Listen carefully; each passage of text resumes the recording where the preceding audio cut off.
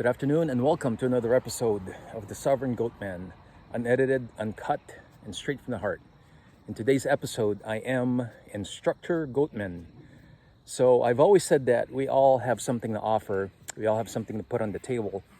And in this case here, I would like to start giving advice, if you will, training, online training through this channel on basic rifle marksmanship. I served in the Army, as you all know, and after I left the Army, I continued to shoot. Many years ago, I used to compete. I used to compete in NRA service rifle. I also competed in pistol IDPA, and I've also done some sniper challenges. They were all fun, different disciplines. They're all equally just as fun.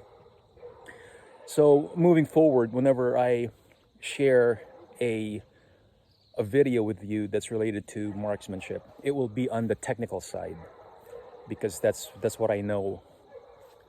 I'm not much of a tactician. I'm more on the technical side of things. Not that I didn't learn anything when I was in the Army as far as the tactics, but I'm a lot more comfortable with giving technical advice on basic rifle marksmanship. So this is a rifle right here. This is actually a 22 LR. I looked in the chamber, it's safe. So first things first, I want to talk about safety.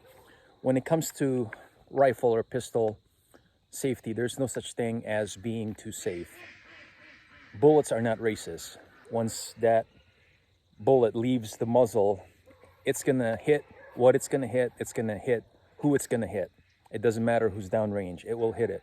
So when it comes to safety, I say again, there's no such thing as being too safe. In fact, I would encourage you to develop, especially you new shooters, I would encourage you to develop habits starting now. When you go to the range, once you remove your pistol or your rifle out of your bag, once you have identified the hot zone, basically downrange, in this case, that's downrange right there, always keep the muzzle up and down in that direction. Don't sweep anybody like, look at me, I got a new AR. You're gonna get your ass kicked. So don't do that, please. That's how people get hurt. So always keep the muzzle up and down range. Get in the habit of locking your bolt to the rear so that other shooters in the range can see that the chamber is clear. Get in that habit. Some of the things that I've seen when I was in the Army, not much when I was in basic training as an enlisted soldier, but more or less when I was a cadet. I mean, some of the stupidest shit I've seen include young MS-1 ROTC cadets. You know, would be in formation and they'd be adjusting their uniform, and this is one of the things that they love to do as they adjust their uniform. Never put your gun, the muzzle of your rifle, to your crotch, because you're gonna get your balls blown off. When it comes to safety, please, no such thing as being too safe. The other thing I wanted to talk about, I'm not gonna do an actual shooting today. I just wanted to go over basic information, especially safety. Always get in the habit of locking your bolt just like this. Once you're done shooting, always look. Muzzle up and down range at all times. Don't sweep anybody. Don't do that. So when it comes to teaching the technical side of shooting, I am going to stick with the basic. In other words, I'm going to teach you how to shoot iron sights, because this is the very foundation of marksmanship. Just to give you some background about me, as I've said, I used to shoot many years ago competitively in NRA service rifle, and I was able to attain the classification of master. Master classification in NRA means that you're in the top, at least 95th percentile of all competitive shooters. So it's a big deal. But you know, again, I'm not here to pat my back.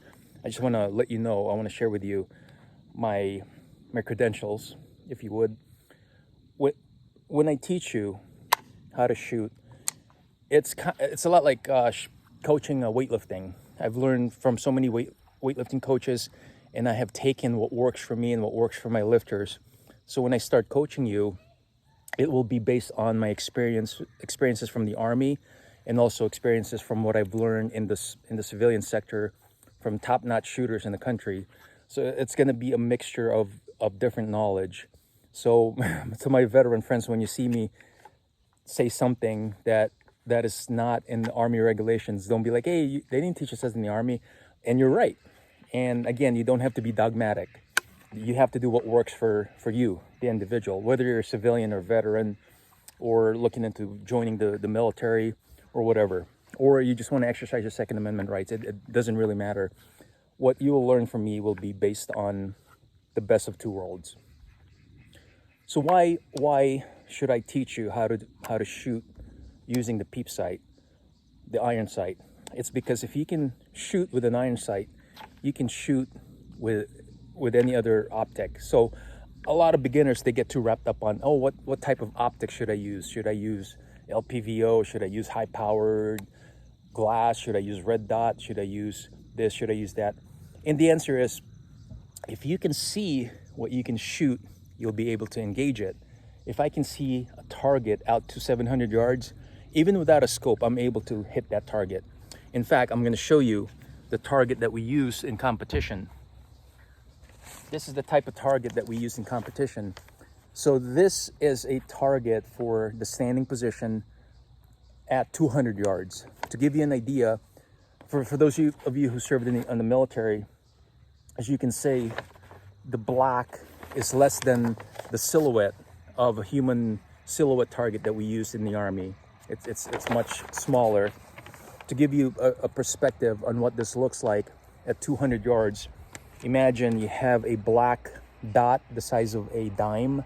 Now you put this 21 feet away, I did the math, 21 foot away from you, and then you stand back. That's what it looks like at 21 feet. It's basically just a dot. And again, if you can see it, you can engage it. So you don't need fancy equipment until later on. Stick with the basic. While I'm talking about optics, I like the AR platform because it's versatile, and because this one here happens to be chambered in 22LR, which is a great way to practice. Seeing that 5.56 rounds are expensive, this is a good way to practice with anything that you learn here. It'll carry over to a 5.56 AR configuration. So if you have the funding to get you an inexpensive 22LR for training, go ahead, by all means. I would encourage you to do that. But in the near future, my first instruction will be how to zero a rifle.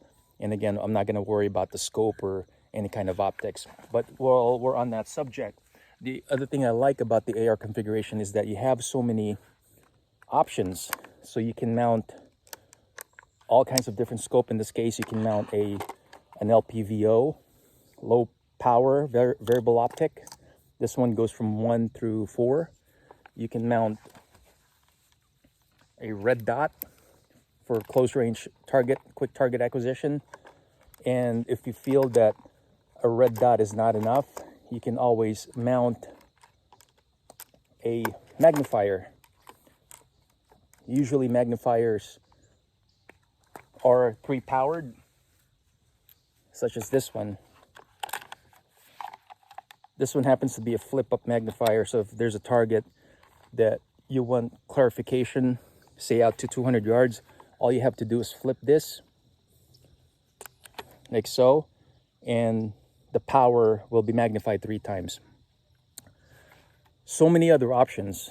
There's ACOGs, there's normal high-powered scope up to 10 by 40. But to me, that's overkill, especially here in Pennsylvania. If you look at our area of operation here, we're not in the desert where you can see miles and miles away. Over here, the most I can see is maybe 300 yards. But again, I don't mean to digress. We're going to stick with the basic. And I look forward to coaching you. So if you like this video, let me know what else you would like me to teach in the future. Again, I'm not going to teach you tactic. I'm not a tactician. I was just a pogue. Nothing special about me. But I know enough on the technical side of shooting that I'd be more than happy to share with you. With that, I am Instructor Goatman.